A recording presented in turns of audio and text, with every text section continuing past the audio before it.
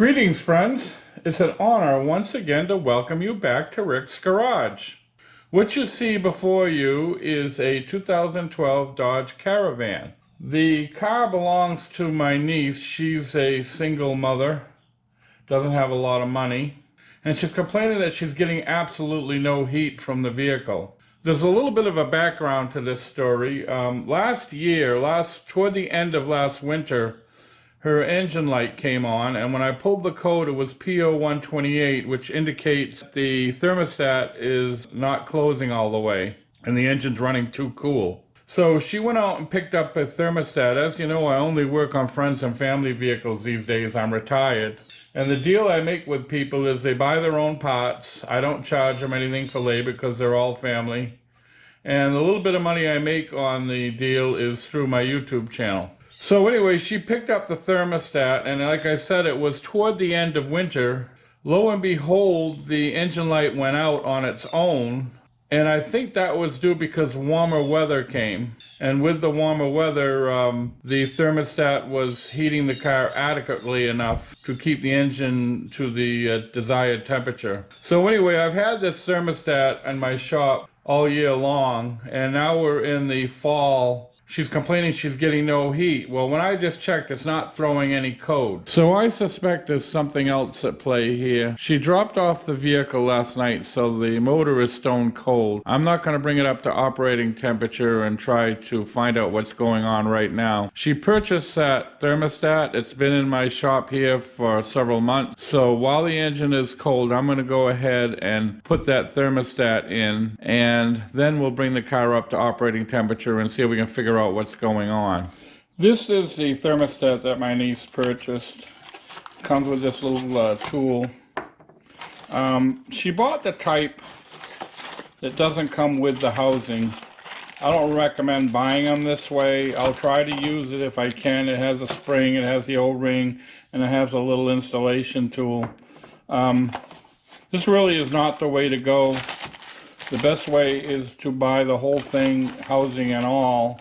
And one of the reasons for that is the housings get very, very brittle. Quite often you'll break them trying to remove them. So it's probably a lot easier and cheaper in the long run just to buy the entire housing. Now, I've noticed over the years a number of people go to the trouble of undoing the lower splash pan and draining the radiator. I think that's kind of a waste of time. What's going to happen is when you pull the hose off of that thermostat housing, coolant's going to gush everywhere whether you drain the radiator or not. So you might as well just put a big pan under there and drain it right there. It's a lot quicker and easier. Like I said, you're going to make a mess anyway. So the first thing I'm going to do here is pull up this engine cover. They come off fairly easily. I want to get it out of the way.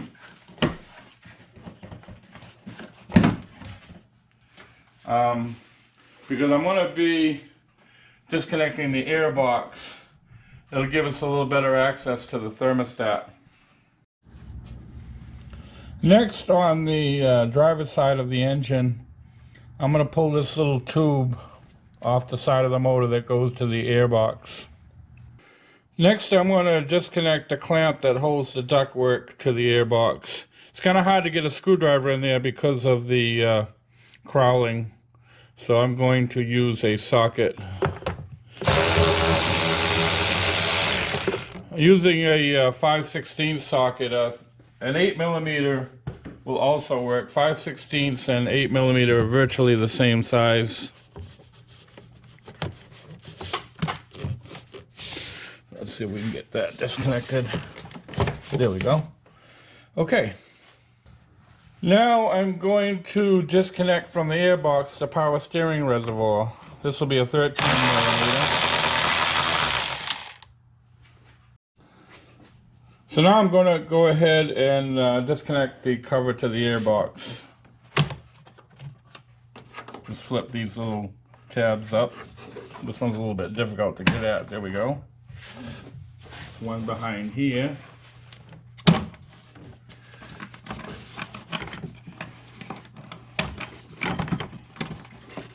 And we can pull this completely out of the way.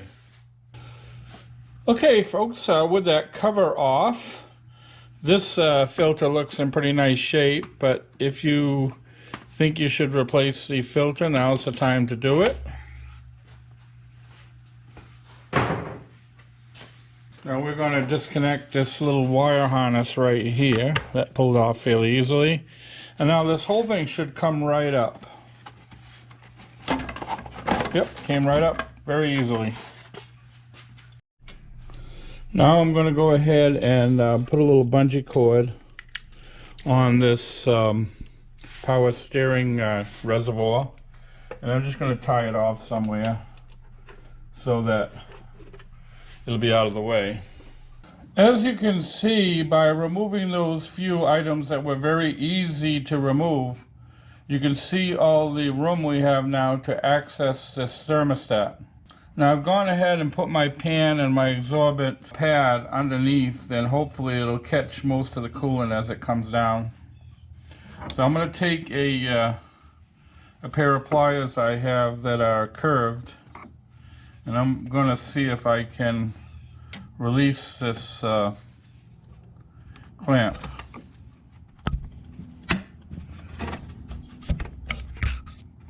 And my camera's exactly in the way. And I keep banging it. I apologize for that. But we got the clamp out of the way. So now comes the fun part. We're going to release the coolant. Let's see how this goes. Oh, this thing's on there pretty good, so we may have to kind of twist it around a little bit. Let me see if I can find something to help us with that. I'm going to take a pair of water pump pliers and see if I can twist this back and forth a little bit to get it loose. That doesn't want to budge.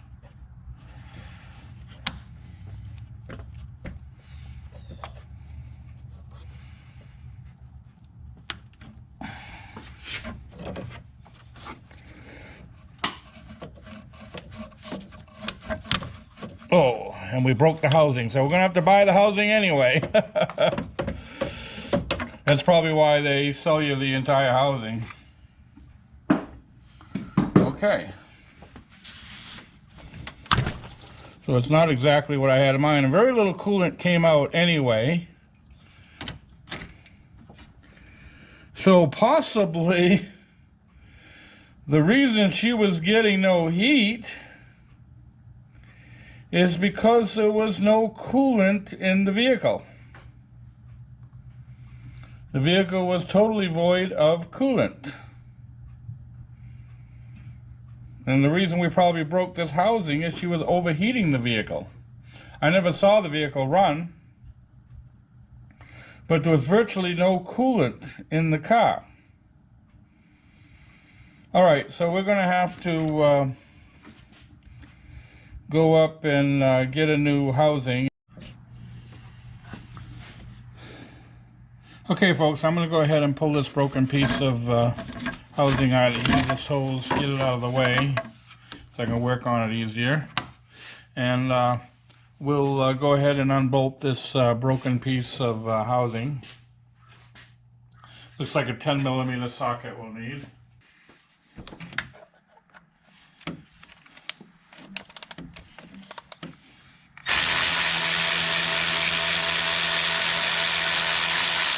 Now I want to be careful not to lose that. I'm going to need a small ratchet to get the bottom one started.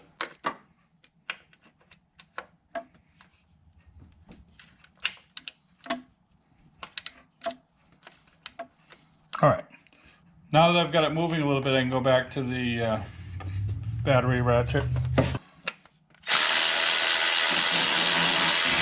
Whoops. Well, we don't have enough room for that.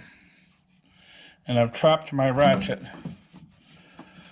Okay, so let's get the ratchet out of there if we can. Yep, we did. Okay, so be careful that if you use electric ratchet, the frame of the car was in the way. All right, that's out. And that's off.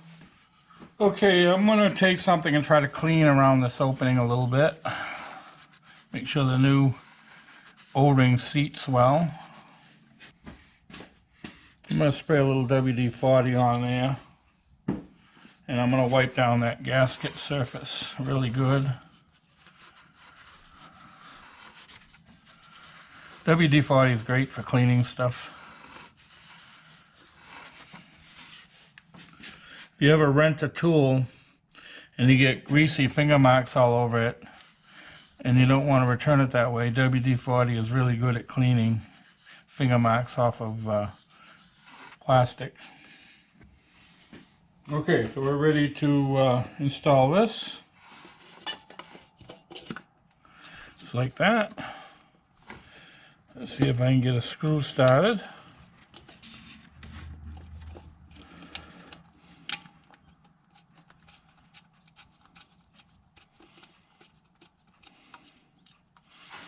Let's see if we get the bottom screw started without losing it.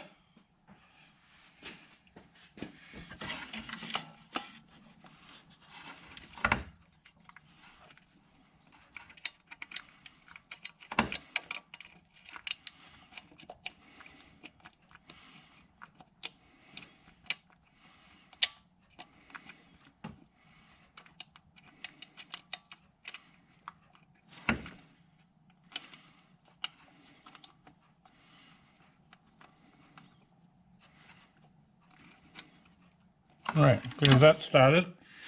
Alright, so I'm going to get a different style ratchet to get that screwed in. I'm going to get my 1/4 inch drive ratchet.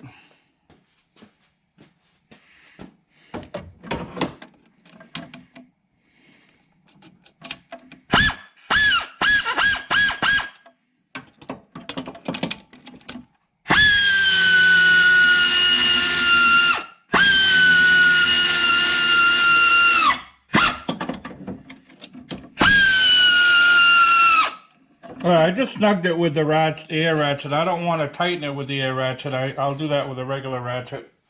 And I want to feel how much I'm tightening it. But that 1/4 inch drive air ratchet got in there nicely to tighten those.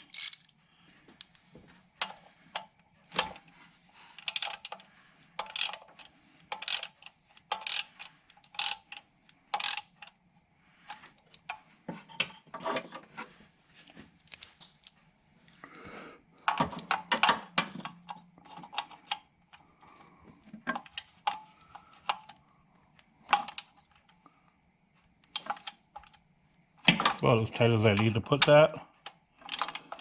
Just gotta have a feel for this. Where it's plastic, you don't want to tighten it so much that you break the damn thing. But you don't want it. You want it to seal as well.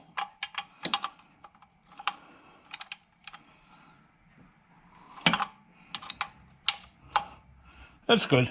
That ain't going nowhere. Okay. So now we got the fun part of trying to get that broken piece of housing out of the hose. Okay friends, I'm going to struggle with this off camera. It's going to take me a while. I'm not going to bore you with that. Okay, so we got to get this hose back into position. And we got to slide it on. And it slided on quite easily. And now we got to reinstall the clamp.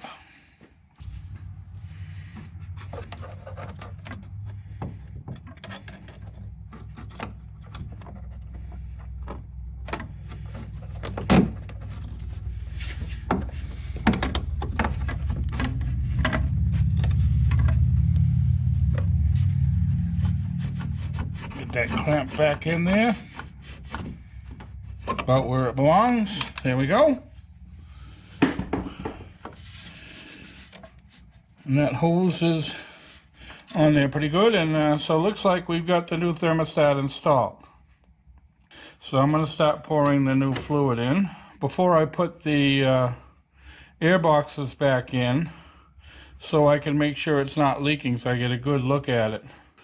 Now, if you don't have one of these kits, these funnel kits, you ought to get one. They're fantastic for filling radiators. I don't know what I would do without it. Now, it comes with a whole bunch of fittings. You got to find the fitting that fits best into your radiator. It appears to be this one right here. And you fit it in so it fits nice and tight. And then you put your funnel over it, pull up the block, the stopper.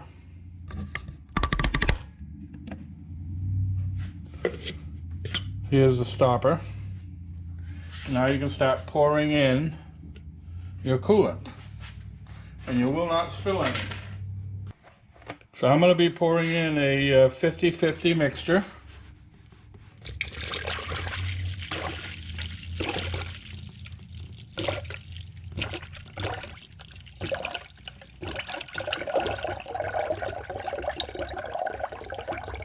And you won't lose any even if you fill up this funnel, because you can put the stopper in and pull it right out of there.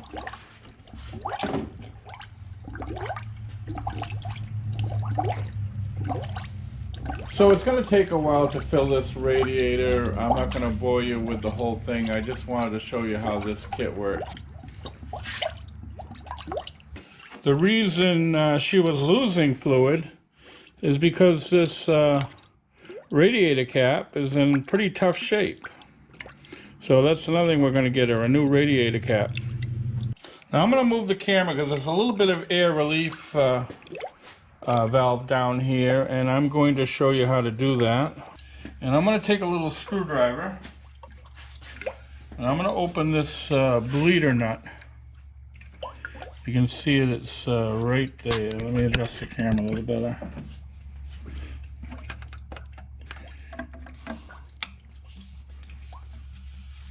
It should allow some air to come out. The coolant's coming out.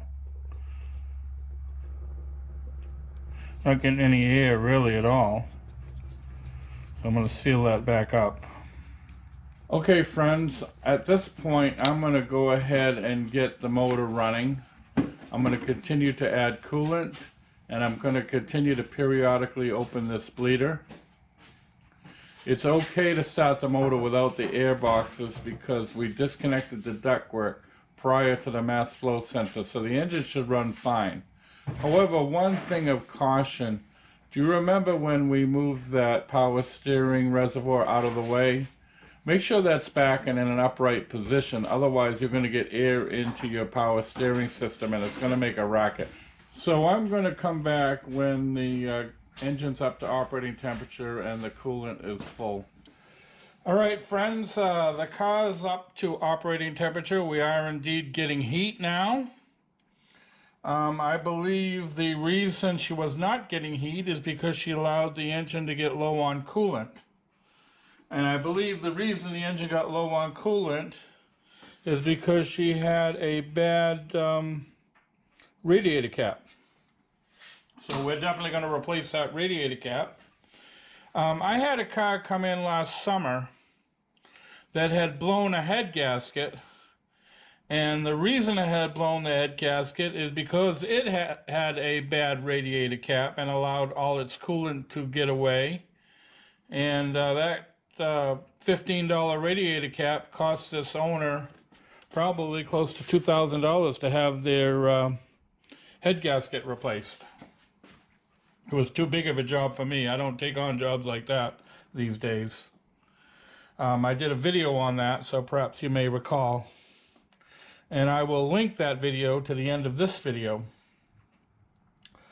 So I'm going to call this a success.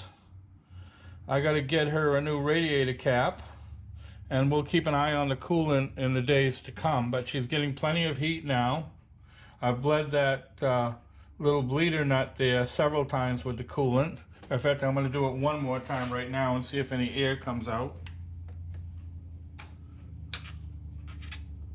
Nothing but pure coolant coming out of there now. All right, so now the beauty of this little system here, you can see there's still coolant on the bottom, and we don't want to lose it. So we're going to put our little plug in here.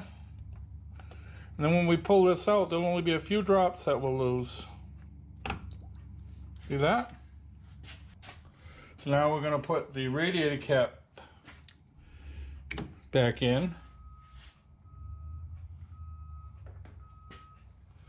And we'll replace that before long.